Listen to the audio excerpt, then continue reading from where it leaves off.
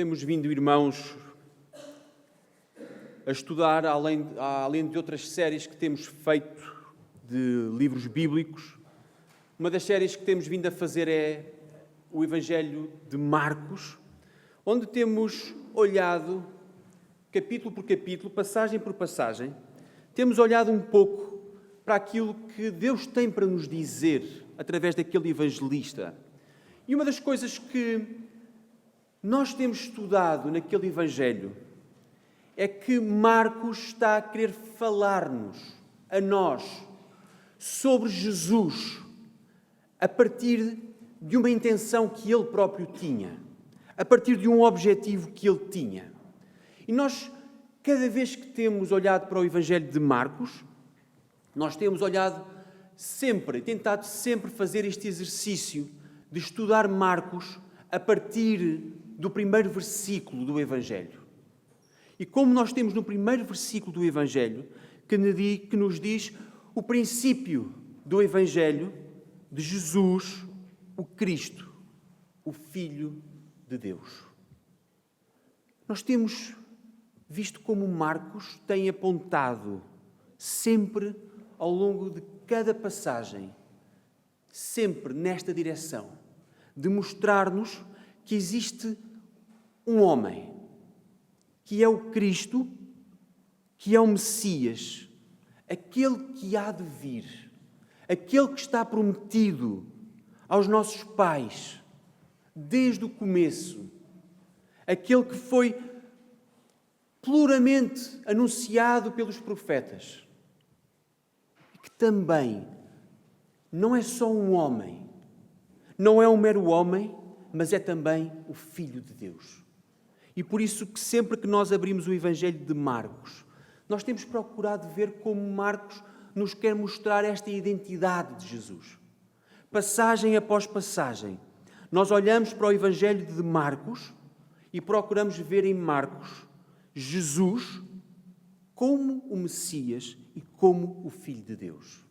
E é isso que vamos fazer esta manhã, irmãos, abrindo as nossas Bíblias no Evangelho do nosso Senhor Jesus Cristo, segundo São Marcos, no capítulo 9, a partir do versículo 2. Marcos, capítulo 9, a partir do versículo 2 e vamos ao versículo 13. Se nos visita esta manhã, poderá acompanhar-nos a leitura através de uma Bíblia que está num banco à sua frente e abrir na página 949. Página 949, esta passagem do Evangelho de Marcos, no capítulo 9, versículos 2 até ao versículo 13. E diz assim a palavra do Senhor. E 6 dias depois, Jesus tomou consigo a Pedro, a Tiago e a João, e os levou a sós em particular a um alto monte, e transfigurou-se diante deles.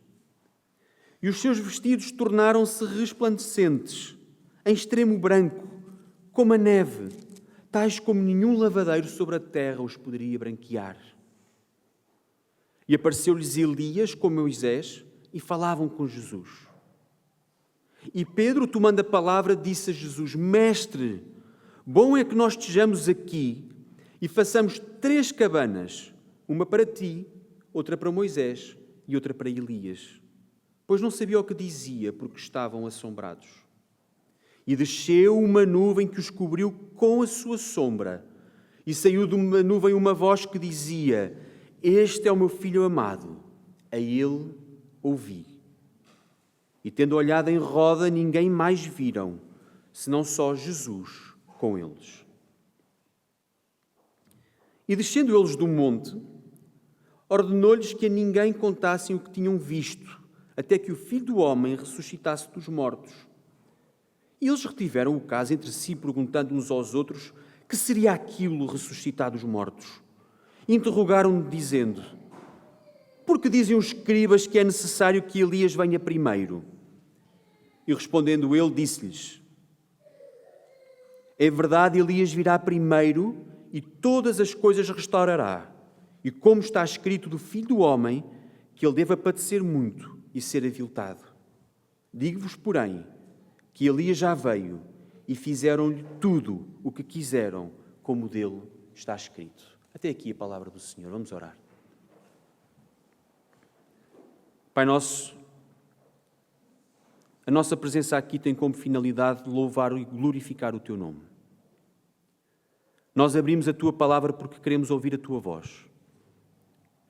E por isso, nesta hora, ó Pai, nós te queremos pedir que sejas connosco.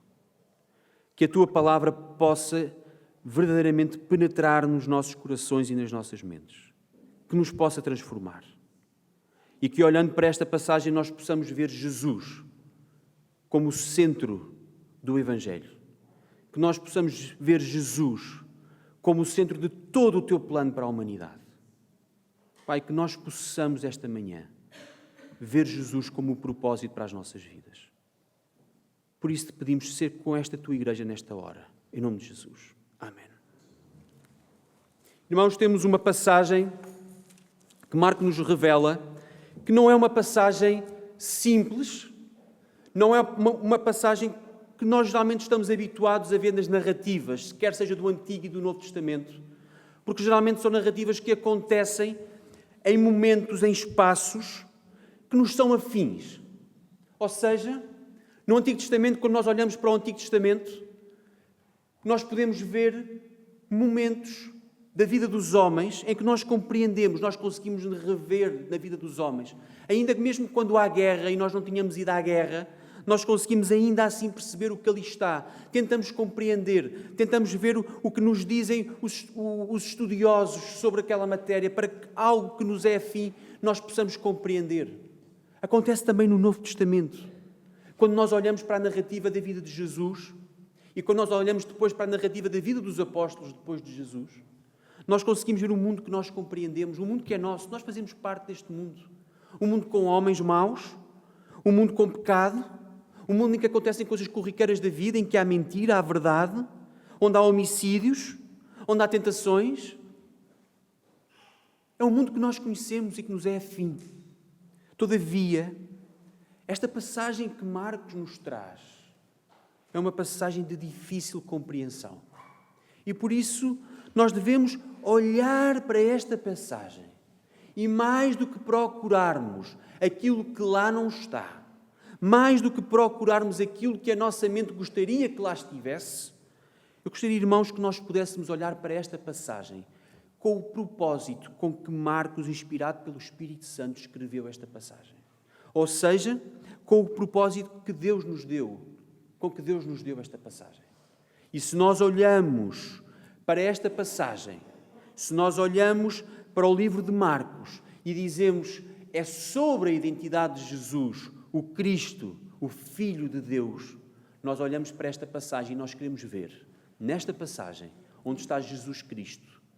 Jesus, o Cristo, o Filho de Deus. E por isso, irmãos, gostaria que nós, esta manhã, nós pudéssemos olhar, sobretudo, para a identidade de Jesus. O primeiro ponto será precisamente acerca da identidade. Se o texto é sobre identidade, vamos falar e vamos meditar acerca de identidade. O segundo ponto é aquilo que o texto nos diz sobre a missão de Jesus.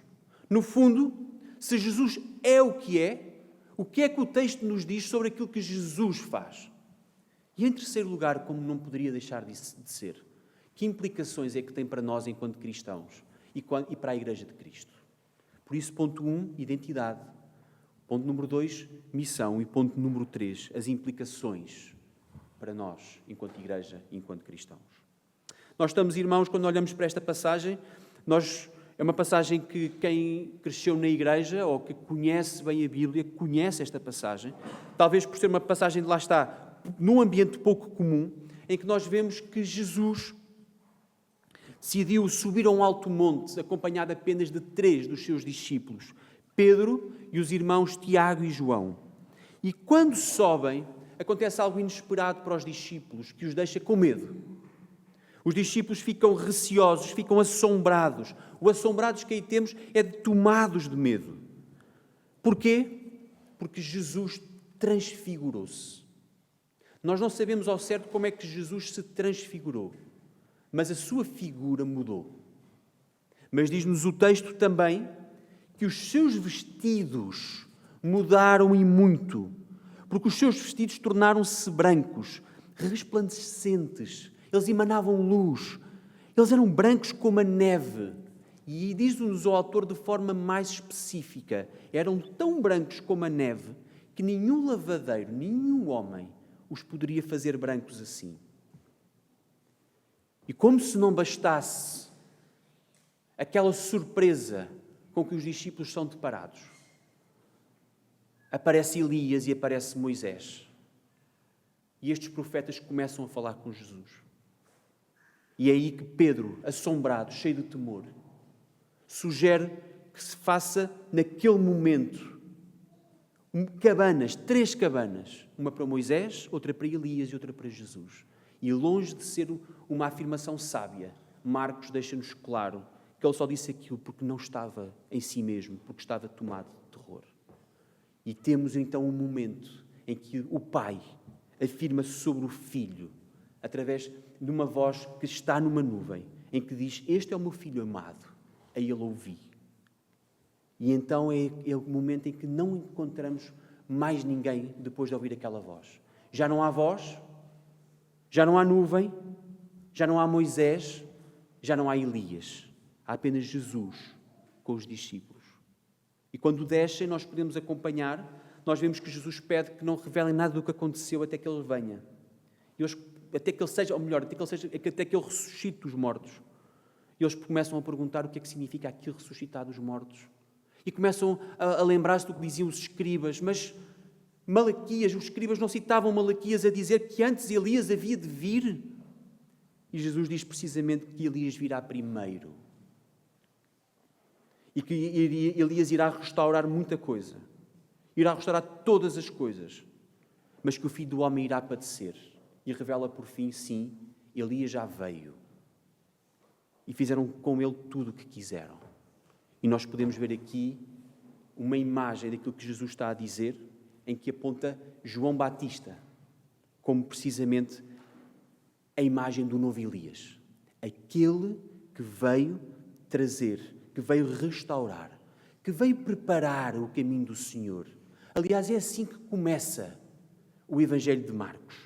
O Evangelho de Marcos começa precisamente com isto.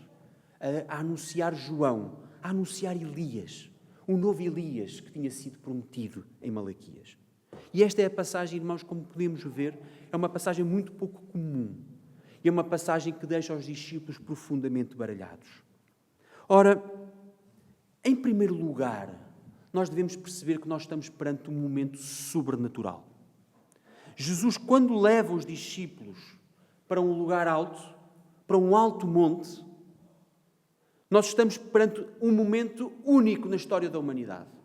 Nós sabemos, irmãos, que mais coisa, menos coisa, os nossos dias, enquanto homens, são dias comuns, que se repetem. Há uma certa expectativa que nós temos enquanto seres humanos, que o dia após dia se repete. Que o sol nasce, poderá chover ou não. Nós temos uma determinada expectativa de que as coisas vão acontecer com alguma regularidade, havendo apagão ou não havendo apagão. No final, há uma expectativa racional de que as coisas acontecem. Mas o que aconteceu naquele dia, naquele alto monte, foi algo de absolutamente sobrenatural. Aquele Jesus que eles conheciam foi transfigurado. Os seus vestidos brilham. E a forma como Marcos nos quer mostrar que aquele momento é absolutamente sobrenatural é afirmando precisamente que nenhum lavadeiro poderia tornar aqueles vestidos tão brancos quanto estavam os vestidos de Jesus. Marcos mostra-nos claramente aquilo que vos estou a contar é algo absolutamente para além das vossas capacidades de compreensão. Como é que aconteceu, nós não sabemos e Marcos não nos explica. Mas preocupa-se em nos mostrar que nós não estamos habituados, porque é algo sobrenatural, algo que vai para além, muito para além daquilo que é a nossa racionalidade. Agora, nós podemos nos perguntar, então porquê que temos um momento sobrenatural? Porquê é que Marcos nos descreve este momento e porquê é que nós temos este momento sobrenatural que nos é contado a nós? Porque é que há tanto detalhe na forma como Jesus está vestido, na forma como os seus vestidos mudaram? É que, irmãos, naquele momento sobrenatural, nós vemos a glorificação do Filho do Homem. Vejam o que diz Apocalipse. Diz assim João em Apocalipse 1: E virei-me para ver quem falava comigo. E virando-me, vi 7 castiçais de ouro, e no meio dos 7 castiçais, semelhante ao Filho do Homem, vestido até aos pés de um vestido comprido, e cingido pelos peitos com um cinto de couro. E a sua cabeça e cabelos eram brancos, como lã branca, como a neve, e os seus olhos como chama de fogo, e os seus pés semelhantes a latão reluzente, como se tivessem sido refinados numa fornalha, e a sua voz como a voz de muitas águas. Irmãos, Marcos está a mostrar-nos muito para além daquilo que os nossos olhos poderiam compreender. Porque Marcos está a mostrar-nos quem é este Jesus glorificado, que vai reinar, cujos seus vestidos são brancos como a neve, como nós nunca vimos. De tal forma que eles próprios emanam a sua própria luz, não precisam de outra luz. Marcos começa por mostrar quem é Jesus, a mostrar-nos precisamente que este Jesus é o Rei que há de reinar. Este Jesus, que era um homem como nós, notem, ele viveu como nós vivemos. Jesus esteve no ventre da sua mãe como qualquer um de nós que aqui está esteve. Jesus cresceu como criança, como nós crescemos como criança. Jesus sofreu como nós sofremos. Jesus teve de encarar os homens como nós tivemos de encarar os homens. Mas o que nos está a ser mostrado aqui é que aquele Jesus era mais do que apenas um homem como nós. É verdade, Jesus era um homem como nós, mas era ainda mais do que isso. O que vemos aqui é a revelação disso mesmo, de que há aqui um homem que não é apenas um homem, não é apenas um mestre que veio trazer uma mensagem bonita e boa. A humanidade insiste em recordar Jesus como um homem que disse coisas bonitas de amor. A humanidade insiste em tratar Jesus como se Jesus fosse apenas um apaziguador. Quando aquele Jesus que nos é revelado não é apenas o Jesus apaziguador. Aquele Jesus que traz paz, quando o mundo não percebe que paz é esta que Jesus traz. Jesus não foi apenas um mestre que nós compramos um livrinho de boas recomendações em que diz, estão aqui 20 recomendações para o seu dia do Mestre Jesus. Vai-lhe fazer bem à alma. E à noite nós acabamos por ler as recomendações do Mestre Buda. E no dia a seguir lemos as recomendações de um mestre qualquer que nos vai fazer bem à alma. Não, Jesus não é um destes mestres. Jesus é muito mais do que isso. O Jesus da Bíblia difere de todos os homens e das representações que deles possam ser feitas, porque ele foi mais do que isso. E é isso que Marcos nos está a mostrar nesta passagem. Jesus é um mestre que leva aos seus discípulos, mas está a mostrar aos seus discípulos aquilo que nenhum mestre foi capaz de mostrar aos seus discípulos. Então, quem é este homem? E nada melhor do que perguntar ao próprio Deus: quem é este homem? Nada de melhor do que perguntar ao nosso Deus: Pai, quem é Jesus? E o próprio Pai nos responde, no meio de uma nuvem. A voz diz o quê? Este é o meu Filho amado, a ele ouvi. Queres saber quem é Jesus? Começa por perguntar a Deus Pai: quem é Jesus? E ele responde-nos: ele é o Filho de Deus, a ele ouvi. E por isso, irmãos, neste primeiro ponto, enquanto estamos a falar da identidade de Jesus, vamos precisamente olhar para aquilo que o Pai nos revelou. Nós queremos conhecer Jesus, nada melhor que o Pai nos revelar Jesus. Então, como é que ele revela Jesus? Ele é o Filho amado de Deus, ponto número 1. A Ele devemos ouvir, ponto número 2. E por isso, dentro deste primeiro ponto, olhamos primeiro na identidade de Jesus, olhemos primeiro para o Filho de Deus. Em primeiro lugar, quando nós olhamos para a apresentação de Marcos e que fala do Messias, é interessante que logo nesse primeiro versículo, Marcos diz-nos que ele é o Cristo, mas não fica apenas como o Cristo, como o Filho de Deus. Porque este Messias tinha que ser mais do que um homem. Este Messias tinha que ser mais do que um homem normal. Como nos revela o Evangelho, este Messias é um com o Pai. O Evangelho revela-nos que Ele é Deus de Deus. Ele é luz de luz. Nós podemos afirmar que este homem é Deus. E ser filho de Deus significa que Jesus tem a mesma natureza do Pai. Ele é divino. Ele não é uma criatura como nós somos.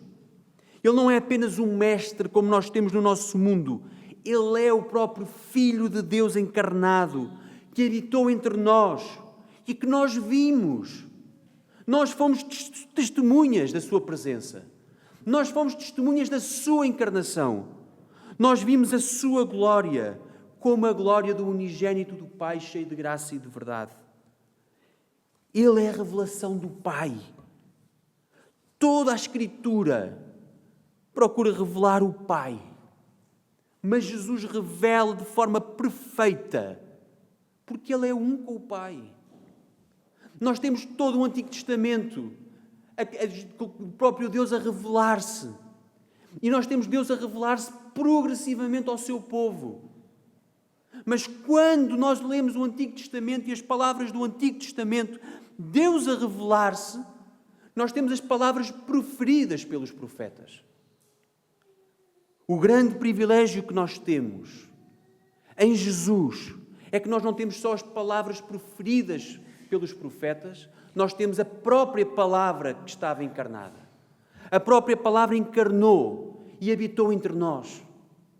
Nós podemos não só ouvir acerca de Deus, mas nós podemos ver o próprio Deus. Irmãos, isto é uma coisa bela. Aquele que foi transfigurado naquele monte, aquele que tinha aqueles vestidos resplandecentes, é o próprio Deus. Ele é um com o Pai.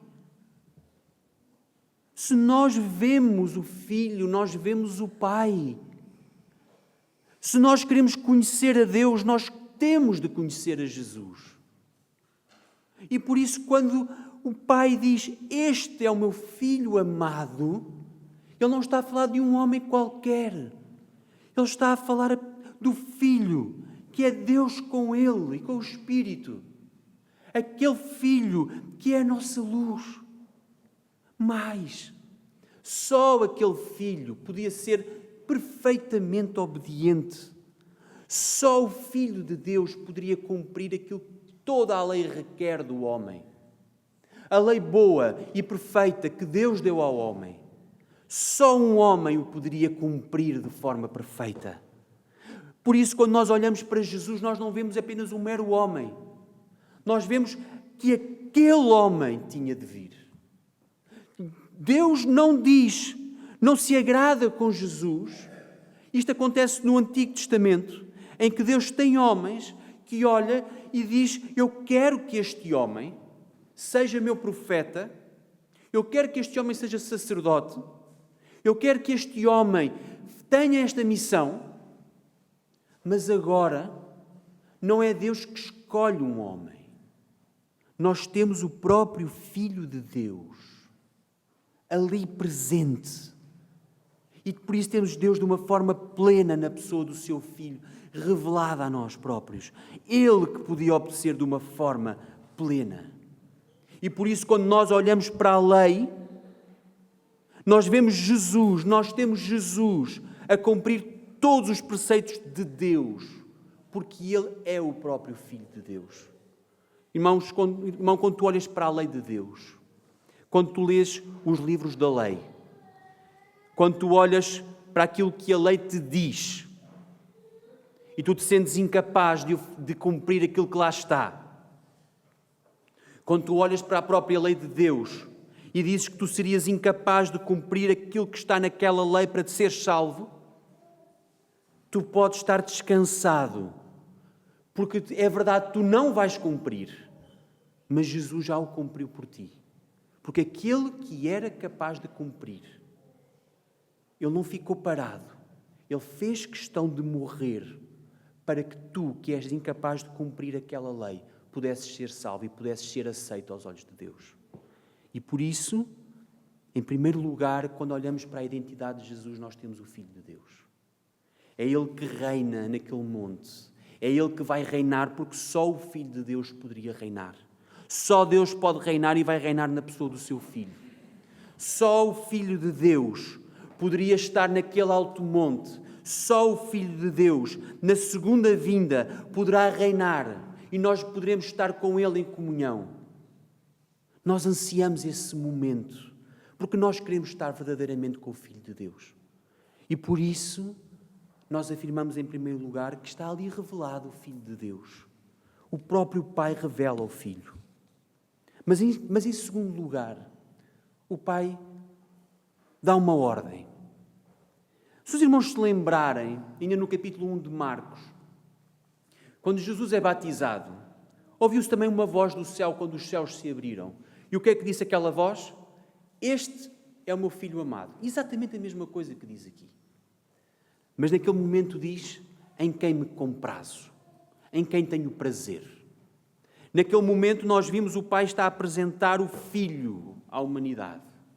O Pai está, no momento em que o Filho começa o seu ministério, é o Pai que o apresenta, é o Pai que testifica por Ele e o Espírito que desce sobre Ele para o acompanhar durante o seu ministério. E naquele momento temos a Trindade ali perfeitamente revelada. Agora temos as mesmas palavras do Pai. Este é o meu Filho amado. Mas agora as palavras com que conclui são diferentes, porque diz, a Ele ouvi. Irmãos, a Ele ouvi. Se nós olharmos para este cenário, Jesus está perante os profetas. Moisés, que estava ali presente, representa a lei.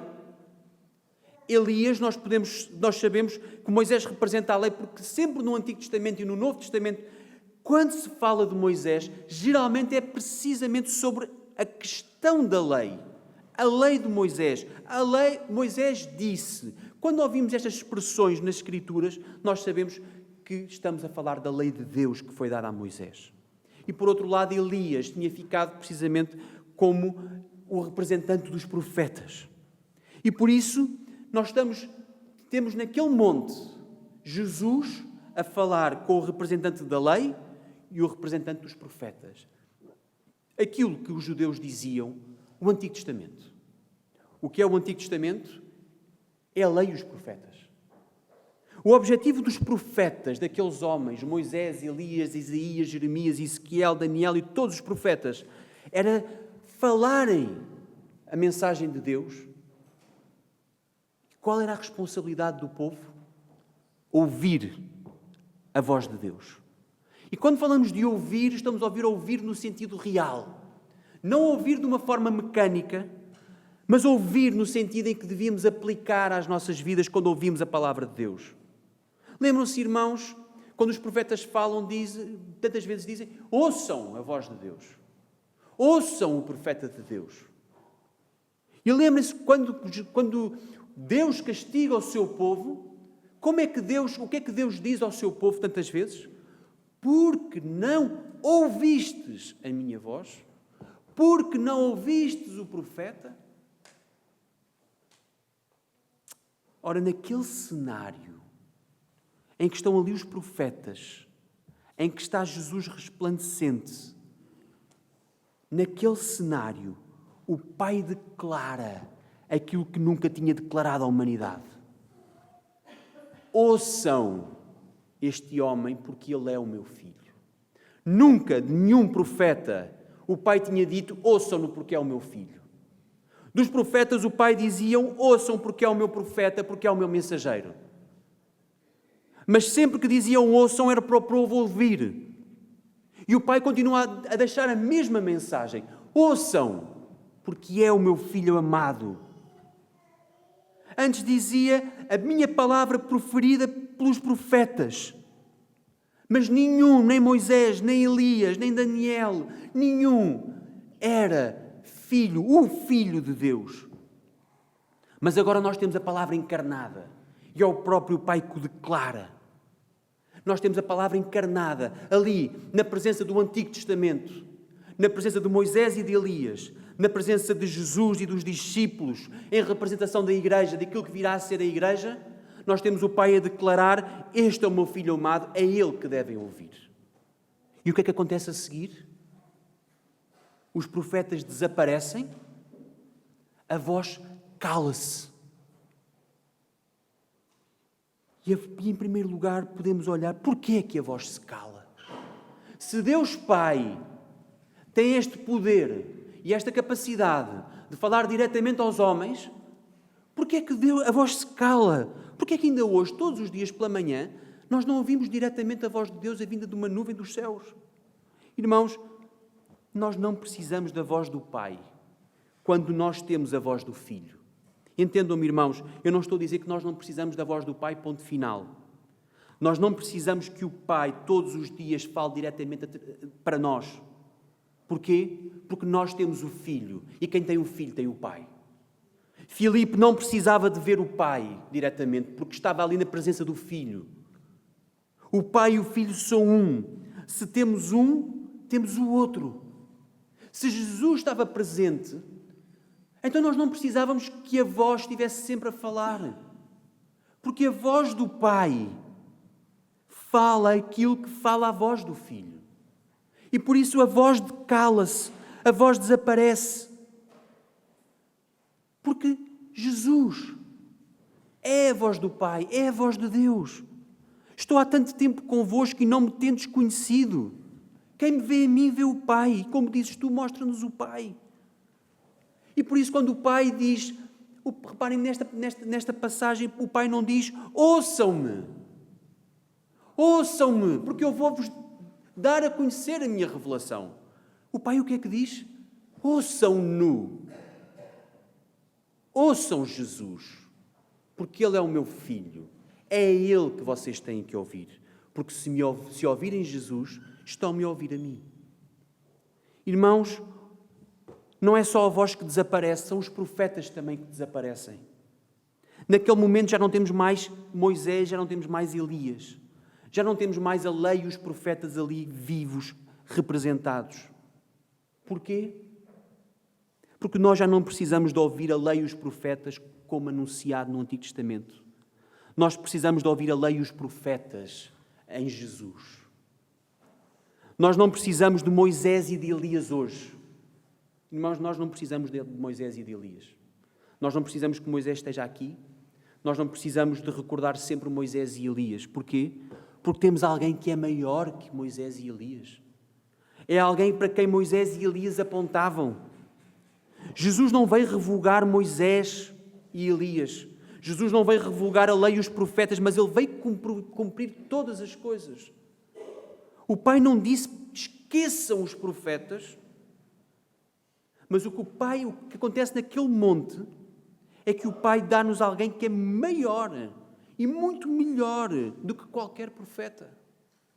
E por isso, quando nós olhamos para a lei, nós não temos Jesus a cumprir nós temos Jesus a cumprir todos os preceitos da lei, porque Ele é o Filho. A lei é perfeita por sua vez, porque é de Deus, e é perfeita porque nos revela Cristo. Mas quando nós olhamos para o cerimonial da lei, de todos os preceitos da lei, eles apontam para algo muito maior. Quando nós olhamos para a lei não nos diz apenas o que devemos fazer apenas como ritual. Se vocês fizerem este ritual, vocês vão agradar a Deus. Não. Se vocês matarem os cordeiros, vocês vão satisfazer plenamente Deus. Não. A lei apontava para algo muito maior. O Filho de Deus, por quem todas as coisas foram criadas, para quem todas as coisas foram criadas e por quem todas as coisas são sustentadas. Ele é o princípio e o fim da lei. E por isso, quando nós olhamos para a lei, nós temos a vontade de Deus revelada e temos o cerimonial que aponta para aquele que havia de vir, morrer e ressuscitar para a glória de Deus e remissão dos nossos pecados. É para isso que a lei aponta. Nós hoje precisamos da lei porque ela nos revela Cristo. Mas nós não precisamos mais do cerimonial da lei, porque o cerimonial era apenas uma imagem. Era uma sombra do próprio Cristo. Nós agora temos a revelação. Nós já não precisamos das imagens quando temos a revelação. Nós não precisamos de imagens que representam uma revelação. Se nós já temos a revelação, por que é que nós queremos as imagens? Nós já não sacrificamos cordeiros, como nos foi ordenado por Deus em Moisés, porque era apenas uma imagem do verdadeiro Cordeiro de Deus, que havia de salvar e que havia de satisfazer plenamente a ira de Deus. Os rituais na lei apontavam para Cristo, mas nós agora já temos Cristo. Lembrem-se, irmãos, acompanhem-me nesta imagem. Se nós formos de férias para um lugar que nós não conhecemos, nós pegamos, se quisermos ir à aventura, vamos seguir as placas, boa sorte. Se forem mais antigos, seguimos um mapa das estradas. E se formos modernos, seguimos um GPS. E seguimos o GPS até ao nosso destino final. E o GPS vai apontando, e vai apontando, e vai apontando para o nosso destino final, onde nós iremos de férias e ter prazer naquelas férias.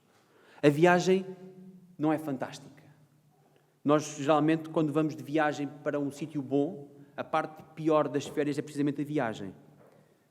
Mas quando chegamos ao local onde nós vamos ter prazer, onde nós vamos estar de férias, nós precisamos daquilo que nos apontava para o local, nós precisamos do mapa das estradas ou do GPS, nós quando chegamos ao local de férias, chegamos, instalamos, sentamos no sofá e abrimos o telemóvel e dizemos: mas que belo GPS!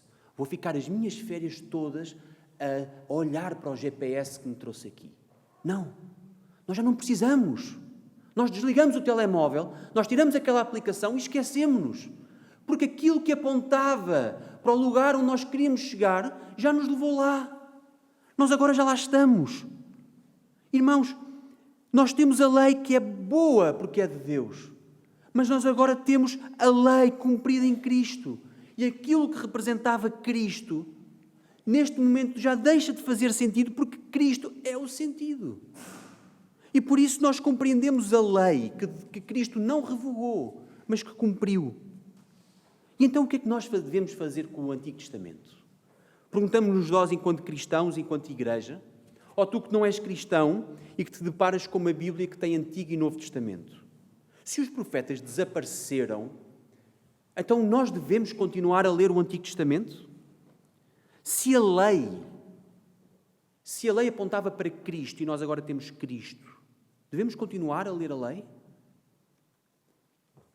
O que devemos fazer com aqueles profetas? Os profetas não apontavam para o Messias? Os profetas não nos mostravam uma esperança? A esperança não era a vinda do Messias? O Messias já não veio? Então, nós ainda precisamos de Elias? Nós precisamos que nos digam que vai haver em tempos um libertador e que já temos esse libertador? Nós preferimos ficar com as promessas ou com a consumação das promessas? Irmãos, Elias desaparece não porque deixa de estar válido ou porque os profetas não nos servem mais hoje. Moisés e Elias desaparecem porque nós agora temos a revelação plena. Nós víamos por sombras e agora vemos claramente. Nós devemos rasgar os profetas porque agora temos Jesus? Não! Nós lemos os profetas porque temos Jesus. Nós agora percebemos tudo, porque tudo foi revelado em Cristo. Cristo é muito melhor do que qualquer profeta do Antigo Testamento.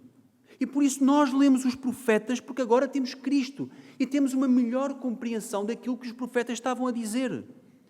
Onde antes havia esperança, agora nós temos certeza. Onde antes havia uma promessa futura, nós agora temos o cumprimento da promessa.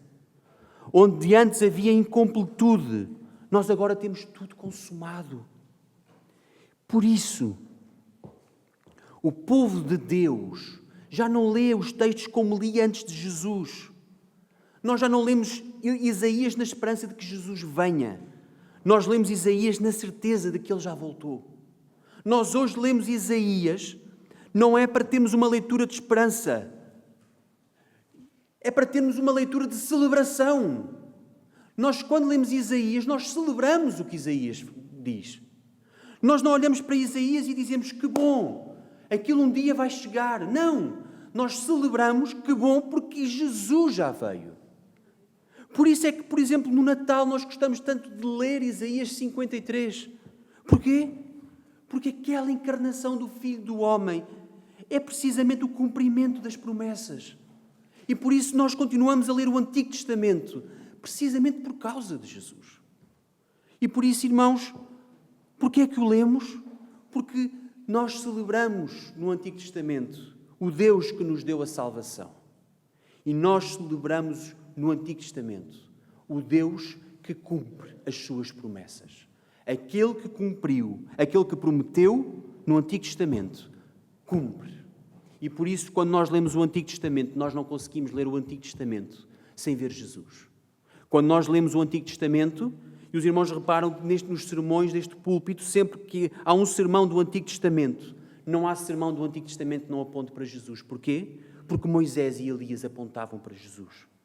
Irmãos, o que foi prometido aos nossos pais é agora uma realidade. Porque é que nós dizemos isto? Porque temos uma certeza. Porque o Deus Pai disse, este é o meu Filho amado, a Ele ouvi. E porque temos o Filho de Deus, porque temos o perfeito profeta, é Ele que nós devemos ouvir esta manhã. E por isso, ponto 1, definimos a identidade de Jesus. Nós vemos Jesus, então, como o Filho de Deus, o Cristo que havia de vir. E vemos Jesus como aquele a quem nós devemos ouvir. E por isso, irmãos, gostaria que, passando para o ponto 2 da missão e o ponto 3, nestes breves pontos, nós possamos olhar para aquilo que acontece precisamente que é anunciado por Jesus. Reparem, irmãos, que na segunda parte da nossa passagem de hoje, ou seja, a partir do versículo número 9, nós vemos que há uma mudança de cenário. E aquilo que Jesus diz aos seus discípulos é: não contem nada disto até que eu ressuscito dos mortos. Ora, eles estão a regressar ao mundo real. É um mundo que se opõe àquele alto monte. Ora, quando Jesus desce daquele monte, e nós vimos que aquele monte é um prenúncio daquilo que há de acontecer, aquilo que Daniel profetizou, aquilo que João viu em visão, os discípulos também viram o Cristo glorificado. Ora, descendo daquele monte, Jesus pede para que não o digam até que ele ressuscite. No fundo, há aqui agora um recuo na história, em que eles viram aquilo que vai acontecer. Mas antes que aquilo que aconteça, é preciso acontecer algo. E o que é que Jesus disse? É preciso que eu ressuscite. E o que é isso, ressuscitar? Ora, reparem, irmãos, é precisamente essa pergunta que os discípulos começam a fazer entre si. É interessante, porque quando nós pensamos em ressuscitar, necessariamente nós estamos a pensar se alguém ressuscitou. Foi porque alguém morreu. Mas Jesus não está morto. Eles acabaram de ouvir que aquele era o Filho de Deus. Como é que ele podia morrer? Ora, se estamos a falar do Filho de Deus, a quem nós devemos ouvir, não é suposto que o Filho de Deus morra. Todavia, aquilo que Jesus nos está a revelar naquele momento é que não existe missão. A missão que ele veio cumprir não se cumpre sem sofrimento. Aquilo que a lei apontava do sofrimento e da morte dos cordeiros, do derramamento de sangue, é aquilo que Jesus veio fazer. A glorificação que foi vista no monte não pode acontecer no plano de Deus sem ser precedida de sofrimento e morte daquele próprio Filho de Deus. Se nós pensarmos, irmãos, Moisés foi maltratado pelo povo, Elias foi perseguido por Acabe, rei, e por sua mulher Jezabel. Nós vemos como neste texto O novo Elias, João Batista, foi perseguido, preso e morto por um rei cobarde. Nós vemos continuamente no Antigo Testamento como os profetas são constantemente mortos. Nós vemos no Novo Testamento que os apóstolos também eles vão ser mortos. Ora, Jesus, porque todos estes homens se identificam com Ele, Jesus também vai sofrer e também vai morrer. Tal como Elias, tal como João Batista, eles vão sofrer e vão fazer dele tudo o que querem. Mas uma coisa nós estamos certos, é que só Ele é chamado o Filho de Deus e por isso só Ele pode ressuscitar. Notem, irmãos, que Jesus não vai só morrer, Ele vai ressuscitar. Antes da exaltação, antes de ter um corpo glorioso, vem a humilhação. Porquê? Porque está escrito que é assim que vai acontecer. Os discípulos viram antecipadamente o que Daniel viu antecipadamente, o que João viu antecipadamente em visão e o que ainda está para acontecer. Mas aquilo que nós sabemos é que sim, que Jesus tem de morrer, tem de ressuscitar para poder reinar conosco. Não porque Ele não pudesse reinar antes disso, mas para que nós pudéssemos estar com Ele. Irmão, Jesus tinha que morrer e ressuscitar para que nós pudéssemos estar no alto monte e vê-lo com aqueles vestidos resplandecentes. Jesus tinha que morrer e ressuscitar para que nós fôssemos propícios. E por isso, quando Jesus fala do seu sofrimento, fala da sua morte e da sua ressurreição, e fala como sendo o plano de Deus que estava previsto. E é este plano que te salva a mim e a ti. É este plano de Deus que faz com que hoje tu possas dizer que também foste adotado. Porquê é que foste adotado? Porque o Filho de Deus, Ele tornou propício ao Pai. E o Pai adotou-te nos méritos do Filho. E por isso a missão de Jesus, a missão que Ele revela nesta passagem, é a visão daquele que havia de vir. Porque é o Messias, porque é o Filho de Deus, então qual é a missão? Ele vai morrer, sofrer, morrer, ressuscitar, para que eu e tu possamos estar com o Pai, para que eu e tu possamos ter a vida eterna, para que a ira justa de Deus possa ser aplacada no sangue daquele Cordeiro, naquele verdadeiro Cordeiro. E por isso a missão tinha que ser cumprida. E por isso, quando olhamos para a identidade de Jesus, meus irmãos, nós olhamos para Jesus, o Filho de Deus, aquele que havia de vir. Mas também olhamos para Jesus como aquele que nós temos que ouvir. E por isso que Ele tem uma missão. E se Ele tem uma missão, isso tem uma implicação para nós, hoje. Ponto número 3. Enquanto cristãos e enquanto igreja. Ora, quando nós olhamos para as palavras de Jesus, nós sabemos que as palavras de Jesus são palavras que são realistas. Se os irmãos estiverem lembrados, nós estudámos, antes desta passagem, vem uma passagem que, no capítulo 8, versículo 34, até ao versículo 38, em que é uma passagem em que Jesus é bastante realista naquilo que nos espera enquanto seus discípulos. Porque, logo no versículo 34, Jesus tinha dito isto: se alguém quiser vir após mim, negue-se a si mesmo e tome a sua cruz e siga-me. Reparem, irmãos, que aquilo que Jesus está a pedir naquela passagem que nós vimos é precisamente que nós nos sacrifiquemos a nós mesmos, o nosso eu. Mas Ele faz mais. No versículo 38 Ele diz: porque qualquer um que entre esta geração adúltera e pecadora se envergonhar de mim e das minhas palavras, também o Filho do Homem se envergonhará dele, quando vier na glória do seu Pai, com os santos anjos. E por isso, qualquer que quiser salvar a sua vida, perdê-la-á, mas qualquer que perder a sua vida, por amor de mim e do Evangelho, esse a salvará. E por isso, aquilo que Jesus nos diz é precisamente esta mensagem de que nós vamos sofrer, porque Ele sofreu, porque nós identificamos com Jesus no seu sofrimento e por isso também sofremos com Ele. Mas Ele não nos deixou sem esperança. Lembrem-se no versículo 1 do capítulo 9.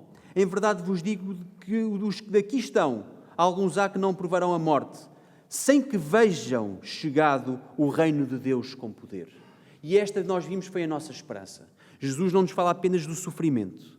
Jesus fala-nos também na sua identificação com o momento em que nós vamos ver o reino. E aqueles 3 discípulos, eles viram de antemão um pouco daquilo que seria o reino. Ora, irmãos, na nossa identificação com Cristo, nós temos de passar por este mundo antes de chegarmos àquele reino. Nós temos de olhar para o versículo 34 e 38 antes de chegarmos ao versículo 1 do capítulo 9. Porquê? Porque nós temos a vida eterna garantida. Essa vida está garantida, mas nós ainda não vivemos naquela glória. Moisés e Elias desapareceram, a voz silenciou-se, a nuvem subiu, mas nós não estamos sós. No meio do nosso sofrimento, nós temos tudo aquilo que nós precisamos. Nós temos Jesus. Nós não precisamos nem de Moisés nem de Elias, porque neste momento nós temos alguém que é muito melhor que Moisés e Elias. Jesus está connosco. Nós temos a sua palavra. Jesus garantiu-nos que tinha todo o poder sobre a terra e sobre o céu e que seria connosco até à consumação dos séculos. Tu acreditas nisto? Tu acreditas que de facto Jesus não te abandonou? Tu acreditas de facto que mesmo nos teus momentos difíceis Jesus está contigo? A Igreja acredita verdadeiramente que é Cristo a cabeça da Igreja? Que mesmo quando nós possamos ser perseguidos, e felizmente aqui em Portugal nós não estamos a passar por isso, mas quando nós possamos ser perseguidos, quando houver leis contrárias àquilo a que nós acreditamos, quando houver leis que nos querem obrigar àquilo que a nossa consciência cristã viola, será que nós vamos agir por nós mesmos? Ou vamos ter a certeza que Jesus está no comando e Jesus é a cabeça? Irmãos, quando nós afirmamos que Jesus é o cumprimento de toda a lei, de todos os profetas do Antigo Testamento, nós temos que ser consequentes. Quando nós dizemos que não precisamos de mais nada, só Jesus, nós temos que ser consequentes com isso, na nossa vida como cristãos e na nossa vida enquanto igreja. Eu não vivo mais por uma lei que não sou capaz de cumprir. Eu vivo pelo mérito de Jesus que morreu e ressuscitou dos mortos. E por isso não é na tua força que tu vais conseguir ultrapassar alguma dificuldade, alguma tentação pecaminosa, alguma dificuldade que tenhas no trabalho, o temor dos homens, seja o que for. Não é na tua força que o vais fazer, mas será sempre em Jesus. Irmãos, nós já não esperamos a salvação ou uma nova redenção. Nós temos toda a revelação de Deus presente na sua palavra, quando diz, este é o meu Filho amado. Que maior revelação nós podemos ter? Nós estamos sempre à procura de ver Deus e falamos de Deus tantas vezes de cor. Mas quando temos Deus perfeitamente revelado na sua palavra, e é por isso que nós devemos afirmar que é nele que nós vivemos e é nele que nós confiamos. E por fim, como nós vamos cantar hoje, depois da celebração da ceia do Senhor, nós vivemos a carregar a nossa cruz. Se Jesus sofreu, então eu também quero sofrer com Ele. João não foi poupado, mas fizeram dele tudo o que queriam. Ora, se eles sofreram, eu também quero sofrer com Ele. Jesus identifica-se com o sofrimento dos profetas. Eu quero identificar-me com Cristo. Eu quero ser como Cristo na sua morte e na sua ressurreição. Não é isso que significa o nosso batismo? Mas, hoje, quando estivermos em conjunto a celebrar a ceia do Senhor, o que é que nós vamos celebrar? O que é que nós estamos a fazer? Estamos a relembrar aquele que é o Filho de Deus. Estamos a relembrar a sua missão. Estamos a relembrar em nós, enquanto igreja, aquele momento, aquela missão que Jesus cumpriu. Quando nós estivermos juntos a seguir, a celebrar a ceia, nós não estamos a celebrar a ceia para nós, de um ato individual, mas estamos a fazê-lo enquanto igreja. Porquê? Porque nós queremos olhar para Cristo. Nós queremos olhar, mas queremos também ouvir Cristo, o autor da nossa salvação. E por isso, irmãos, se Jesus é verdadeiramente o Filho de Deus, se Jesus é verdadeiramente aquele que havia de vir. Então ouçamos Jesus. Amém.